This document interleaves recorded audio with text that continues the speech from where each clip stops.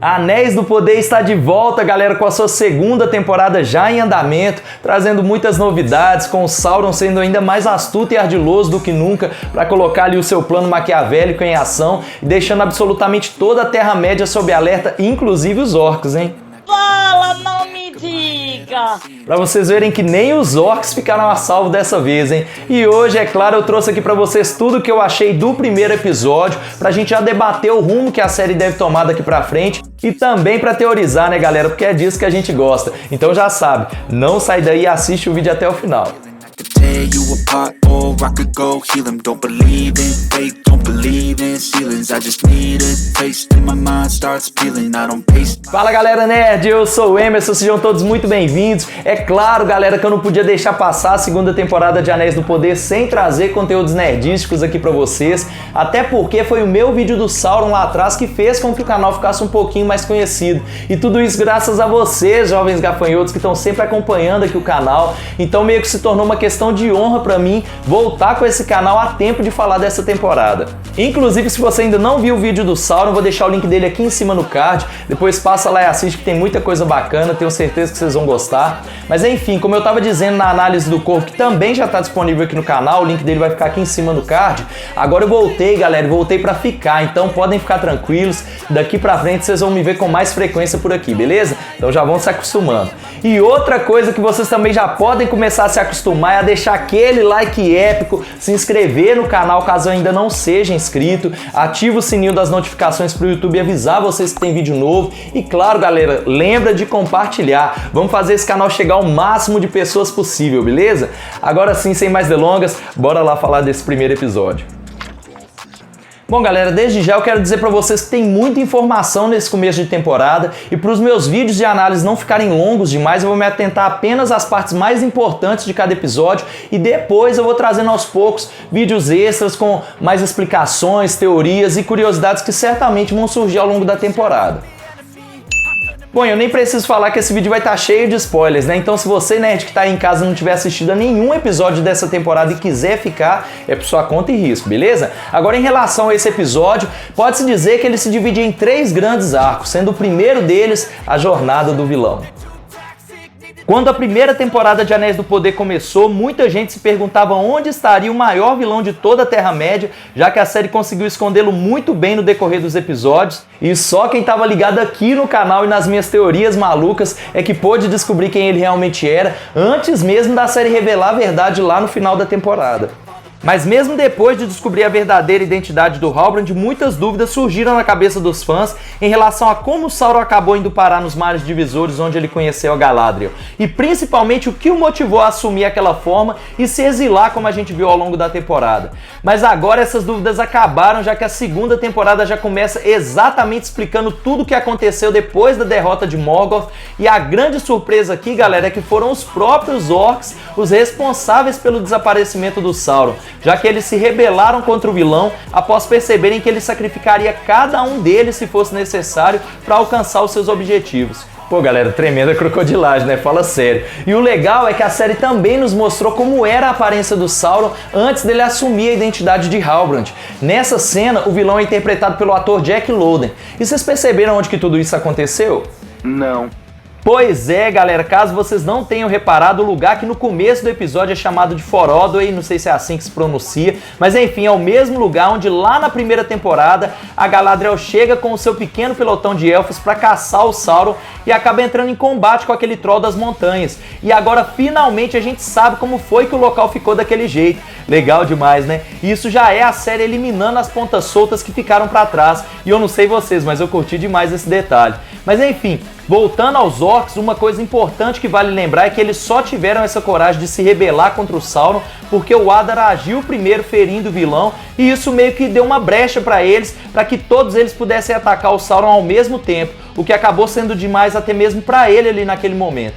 E antes que venha muita gente aqui nos comentários me dizer o Sauron foi nerfado, ele conseguiria dar conta tranquilamente daqueles orcs, eu já vou logo adiantando, galera, que embora ele seja um Maia, um ser divino, extremamente poderoso, assim como Gandalf e muitos outros na Terra-média, a gente tem que lembrar que o corpo dele ainda é um corpo mortal, ou seja, ele ainda pode ser ferido, espancado, esfaqueado e tudo mais, e caso o corpo dele não resista aos ferimentos, como que acontece nessa cena com os orcs, a única coisa que resultaria disso seria o espírito dele voltar para Valinor, que é exatamente o que acontece com o Gandalf, por exemplo, lá em O Senhor dos Anéis, quando o mago morre na luta contra o Balrog. Ou seja, tanto o Gandalf quanto o Sauron são imortais, mas vivendo em um corpo mortal. Entenderam agora?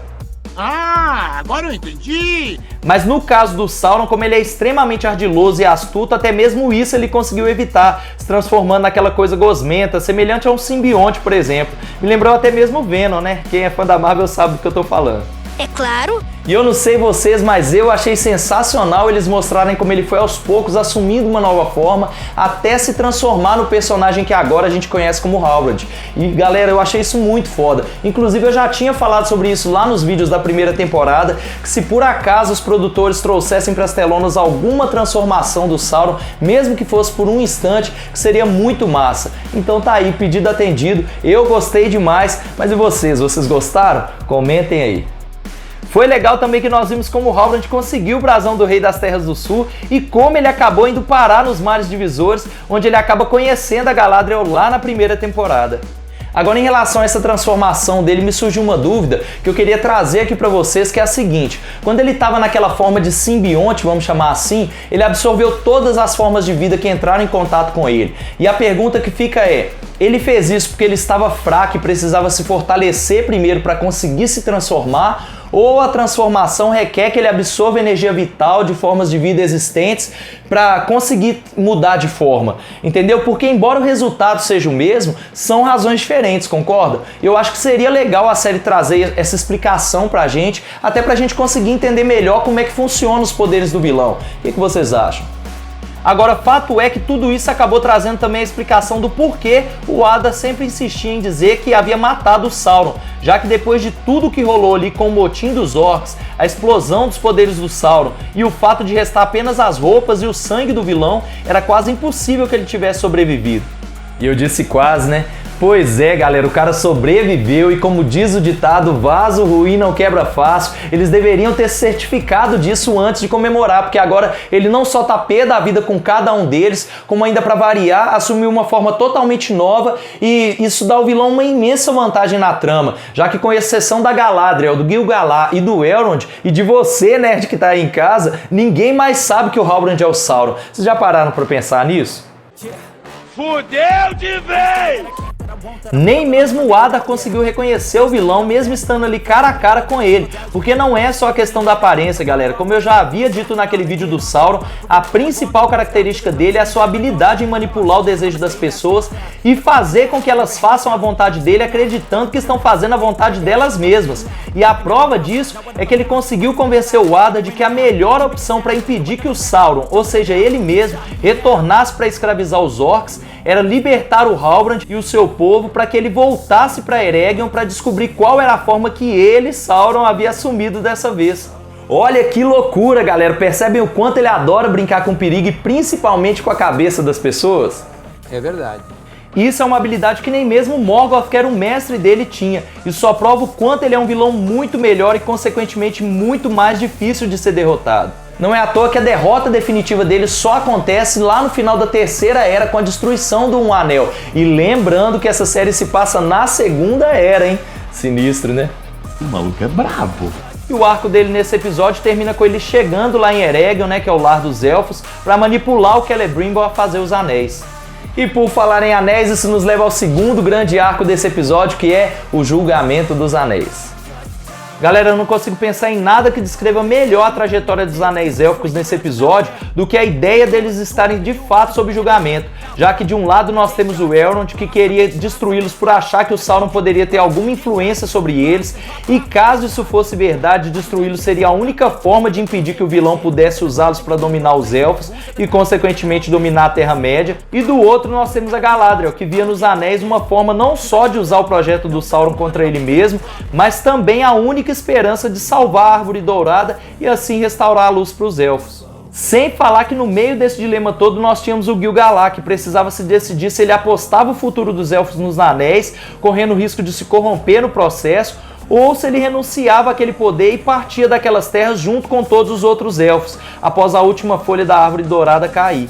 Porque para quem não sabe ou não assistiu a nenhum dos meus vídeos aqui do canal, a Árvore Dourada é a fonte da longevidade dos elfos na Terra-média, galera. Sem ela, eles envelheceriam e pereceriam quase como humanos comuns. E é por isso que para eles era tão importante a restauração dela, entende? E como se já não bastasse a dificuldade em chegar a um consenso, o Elrond acaba piorando as coisas ainda mais ao fugir com os Três Anéis para não entregá-los ao Alto Rei, com medo do que pudesse acontecer caso ele os entregasse. E é aí que entra em cena um personagem de extrema importância para a trama, que quem já leu os livros conhece muito bem, que é Círdan, o mestre dos Portos Cinzentos, que aparece exatamente para aconselhar o Elrond e mostrar para ele que, embora os anéis tenham sido projetados pelo Sauron, nas mãos certas eles poderiam sim ganhar um propósito diferente e até mesmo mudar o rumo da história. E isso foi crucial para que o Elrond entendesse e aceitasse melhor a utilização dos anéis e até mesmo aceitasse ir para Eregion com a Galadriel para poder ver o que está acontecendo por lá. Mas voltando ao Círdan, para quem não sabe, galera, ele é um dos elfos mais antigos e sábios da Terra-média e é de extrema importância na trama, porque é ele quem recebe o Gandalf lá na Terceira Era e o presenteia com o famoso Anel Narya, que é esse anel que fica sob posse dele no final desse episódio. E eu sei que para quem lê os livros deve ter notado algumas diferenças na forma com que as coisas acontecem por aqui. Por exemplo, nos livros, o Círdan desde o início se mostra contra a fabricação dos anéis, e quando eles estão prontos é o Celebrimbor quem o presenteia com um deles. Inclusive depois, se vocês quiserem, eu posso trazer um vídeo só falando sobre essas mudanças. Mas se vocês pararem para pensar, galera, só o que aconteceu aqui foi que os produtores precisavam manter a coerência com a narrativa que eles mesmos vinham contando. E por conta disso, eles precisavam contar dessa forma. Mas isso em nada alterou o rumo da história. Lembrando que o que importava aqui era que os anéis terminassem respectivamente nas mãos do Gil-galad, da Galadriel e do Círdan. E isso não foi mudado. Mas comentem aí o que vocês acham.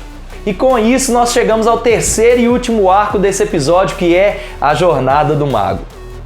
Esse foi o menor arco entre os três, e aqui, além de nós termos a volta da Nori na sua jornada com o estranho para tentar compreender o que as visões dele significavam, nós também temos a volta da Papola, galera, que é uma personagem extremamente divertida e muito carismática, que acaba sendo um dos melhores alívios cômicos na série, e eu acho que é impossível não gostar dessa personagem, né? Fala sério. Inclusive é graças a ela que eles finalmente conseguiram sair daquele deserto em que eles estavam, já que ela trazia consigo uma espécie de mapa com algumas anotações que ela pegou daquele livro do Sadok, e uma delas dizia para nunca se esquecerem das palavras da canção, ou do contrário só andariam em círculos. Pra quem não se lembra da primeira temporada, galera, a canção que ela menciona aqui é a famosa canção da caminhada, que os pés peludos cantam toda vez que saem em alguma jornada. E o detalhe é que agora a série nos mostrou que existe sim um motivo para isso, que vai muito além de simplesmente passar o tempo. É através dela que eles vão se guiando na jornada para nunca se perderem ou ficarem andando em círculos, como já estava acontecendo com a Nori e o Estranho. E isso também já nos dá uma ideia do porquê lá na primeira temporada o Sadok andava com aquele livro para cima e para baixo, já que para onde eles decidissem ir, aparentemente tinha uma canção para poder mostrar o caminho, que eu acredito que ficava registrada naquele livro. Mas isso sou eu teorizando, tá, galera? Me diz aí o que vocês acham. E o arco deles nesse episódio termina com aqueles homens mascarados que posteriormente a gente descobre que são caçadores a serviço de um mago sombrio e que estão seguindo cada passo deles ali naquelas terras. Lembrando que essas terras pertencem aos homens que eram aliados ao Morgoth, mas eu vou deixar para comentar sobre isso nas minhas análises dos próximos episódios, beleza?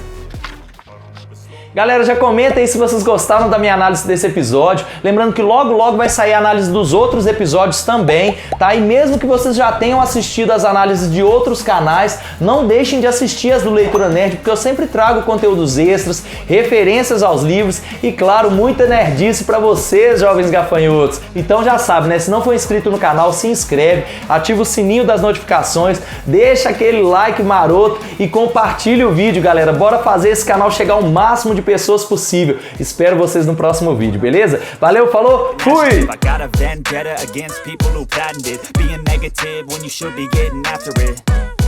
I got facts over tracks, this and that, spitting slow, spitting fast. I could roast, I could gas, think I'm okay at last, but I don't know if that can erase